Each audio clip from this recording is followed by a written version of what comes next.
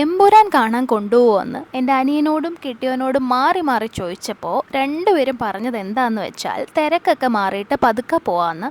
നമ്മുടെ ലാലേട്ടൻ്റെ പടം തിരക്കൊക്കെ മാറിയിട്ട് പോയി കാണുന്നതിൽ എന്താണ് രസം? എപ്പോഴും നമുക്ക് ആ ഒരു വൈബിലിരുന്ന് കാണുന്നതാണ് രസം. ആ രണ്ടും കൽപ്പിച്ച് ഞാൻ എന്തായാലും ടിക്കറ്റ് ഓപ്പൺ ആയപ്പോഴേ ബുക്ക് ചെയ്തിട്ടുണ്ടായിരുന്നു. ഫസ്റ്റ് ഡേ അല്ല, സെക്കൻഡ് ഡേ ആണ് ബുക്ക് ചെയ്തത്, 28-ാം തീയതി. ഇവരെ ആരും വന്നില്ലെങ്കിലും എൻ്റെ കൂടെ വരുന്ന ഒരാളുണ്ടെന്ന് എനിക്കറിയായിരുന്നു. വേറെ ആരുമല്ല, എൻ്റെ പ്രപഞ്ചത്തിലെ പോരാളി, എൻ്റെ അമ്മ ലാലേട്ടൻ്റെ പടമാണെന്ന് കേട്ട് കഴിഞ്ഞാൽ ഓടിച്ചാടി എൻ്റെ കൂടെ വരുമെന്ന് എനിക്കറിയായിരുന്നു. അപ്പോൾ തിയേറ്ററിൽ പോകുന്നതിൻ്റെ ഒരു ഒരുക്കമാണ് നിങ്ങൾ ഈ കാണുന്നതൊക്കെ.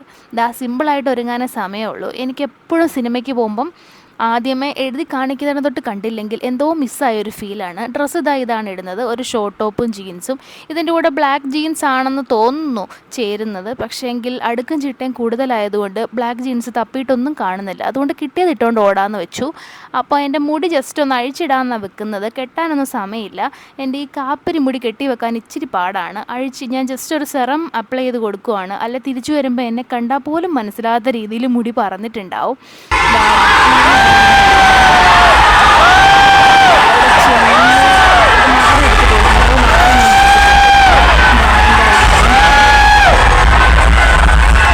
എന്തായാലും ഞാൻ 3 ടിക്കറ്റ് ബുക്ക് ചെയ്തപ്പോൾ പിന്നെ സമയത്ത് ആരെങ്കിലും വരുന്നുണ്ടെങ്കിലോ എന്ന് പറഞ്ഞാലോ എന്നോർത്ത്.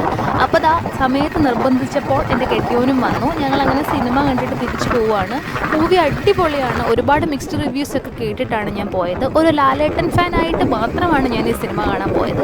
എനിക്ക് എന്തായാലും ഒരുപാട് ഇഷ്ടപ്പെട്ടു. ലാലേട്ടൻ്റെ ഇൻട്രോ ആയിക്കോട്ടെ, ബാക്കിയുള്ള ഫൈറ്റ് സീൻസ് ആയിക്കോട്ടെ, ശരിക്കും നമ്മൾ ആ ഒരു മ്യൂസിക്കൊക്കെ ഉള്ളപ്പം ആ മ്യൂസിക്കും എല്ലാം കൂടെ ചേർത്ത് വരുമ്പോൾ നമുക്ക് ആ ഒരു രോമാഞ്ചം വരിക എന്ന് പറയില്ലേ, ആ ഒരു ഫീൽ എനിക്ക് കിട്ടി. അടിപൊളി.